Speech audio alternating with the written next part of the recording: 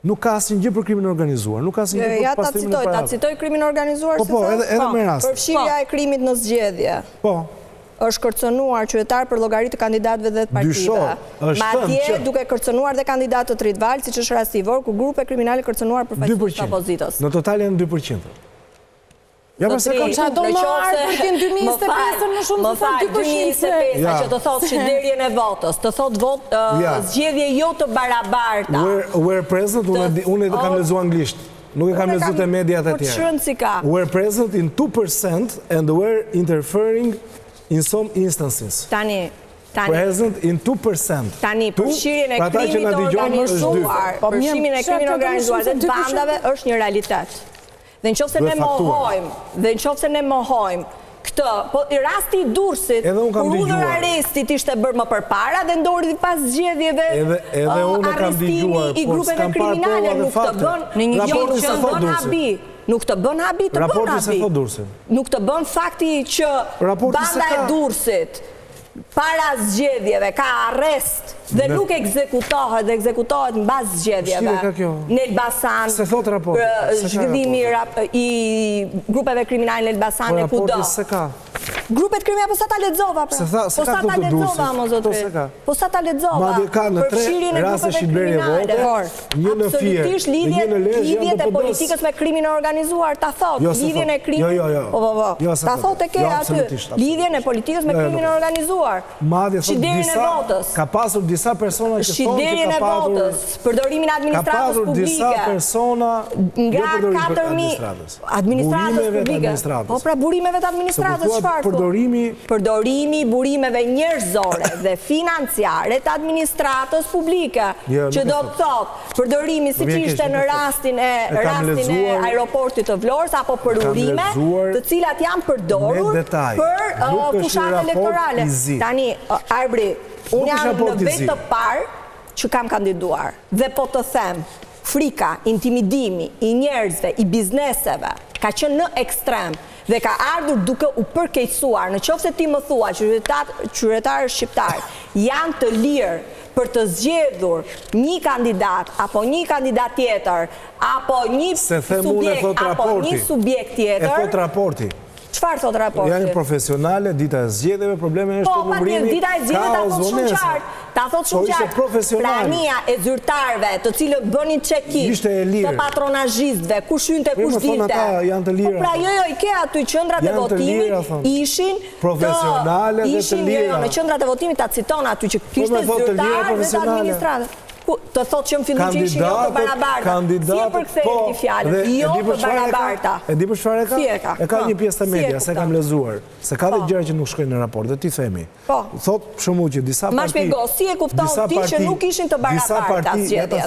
Disa parti, mediatikisht, ngre alarmin, ndërkohë kur futesh në detaje, diferenca që ka e opozita me majorancës është në 2 dhe në 3% në raportim. Bëhet me, për çfarë? Për kohë televizive. Po normal se kemi kaq kohë na vjen, po sot janë për studio. Po jo, pavarësisht asaj. Si, po kjo është patjetër. Kanë kaq vite nuk dalin përballë njëri tjetrit, që është skandal. Është në 3 dhe në 4%. I kishte kandidatët e majorancës. Pra shumë e ulët. Nëse ne themi në atë rast, ne themi është pa barabartë. E linjës editoriale Arbri, se tani e gazetar, linja editoriale e mediave, e cila është e kontrolluar. Po shif lajmet e mediave. Shif lajmet, se ajo jo sa herë jam unë në studio, se jam në studio ka qenë gati mota kur majorancat nuk të Arbri më fal, jo një sekond. Po televizive përveç lajmeve, po të marrësh emisionin tim, realisht. Jo më ta them unë. Ja sot për shembull nuk e di se sa deputet Partisë Socialiste kemi kontaktuar. Nuk e di sa, domethënë u bë e disajta javë që kur i kontaktojmë vetë deputetët thon po, dhe çuditërisht në mëngjes i del një problem shëndetësor, familjar, dhe është e qartë linja që s'duan dalin përballë. Dhe normal që është kohë televizive për opozitën. Dhe këtu shiqyr që kemi Partitë të Lirisë, se kanë marrë vendim dhe këta Partisë Demokratike që s'dalin as ta. A jep kjo më shumë kohë opozitës, një. tregon që media s'janë të kontrolluara. Më fal, lajmet, kronikat, o arbri tani se flasin për një terren që e vuajnë për ditë. Ja, pra ku e ke? O arbri. Atë që thot ose Beodiri. Ndoshta se kanë për mua kur tonë kontrolluar. Partitë e vogla ishin ato që u rebeluan më shumë dhe thanë që po llastoni këta partitë mëdha dhe neve nuk na keni krijuar asnjë. Dhe nuk del. Ti ke lajme të kontrolluara si të goditë dhe opozita. Jo, po doja del. Po lëre, dalun konferencë dhe nuk jepet. Unë thash partitë mëdha kanë patur kushte totalisht barabarta. Jo, nuk janë, nuk është çështja e asaj në konferenca Berisha. Çështja është, nuk është ajo prezent, çështja është si kontrollohet ana editoriale e mediave, e lajmeve, diskutohet ju kanë dhënë aty. O do kontrollohet të gjitha. Pas kemi liri shumë madhe mediatike. Vetëm një pjesë. Po se thot raporti. Pra raporti është kritik. E kontrolluar pra për mediat, e ke lexuar. Është kritik. Media e kontrolluar. Nuk e thot e kontrolluar. Po përqendrim çfarë do të thotë? Do bëjmë gjyqshqipe. Pra përqendrim. Kështu funksionon media në vende ndryshme të botës. Si të japin ata aksionet, siç ndodhin në vende ndryshme, nuk është. Shikoj se ka diçka.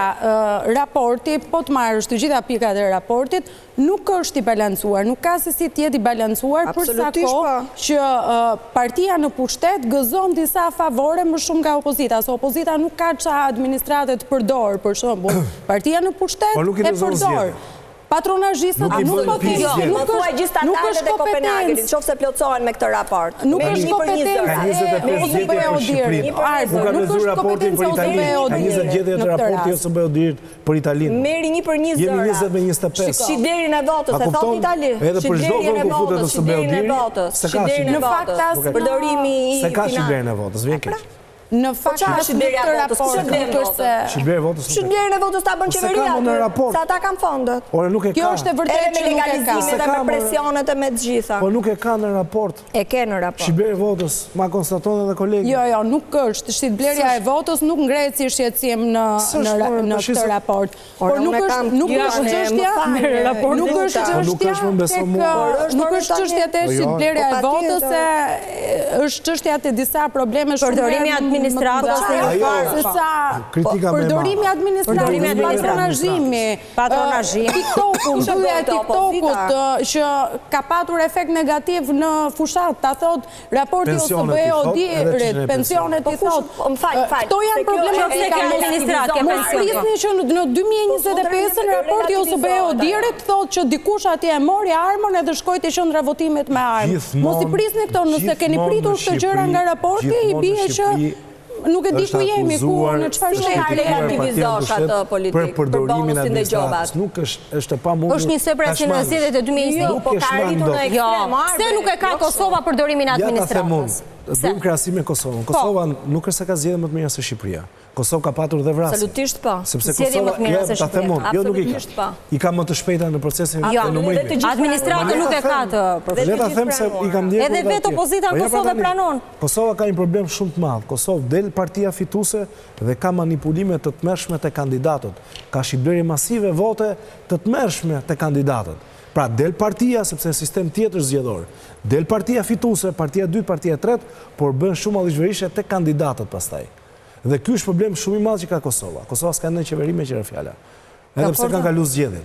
Gjithsesi kjo është tjetër gjë. Po ti në Kosovë se fenomeni që funksionon administratë, përdorimi administratës. Albin Kurti këtu e kemi pra, ne kemi kaq. Ka probleme të tmerrshme. Albin, Arbri, të lutem. Hajde inshallah ke gojën e mbar. Fenomeni është. Sa ditë Albin. Inshallah.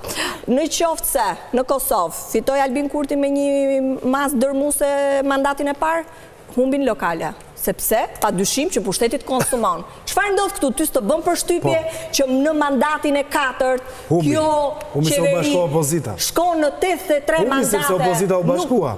Nuk të bën përshtypje, lëre opozitën më, se fajnë opozita.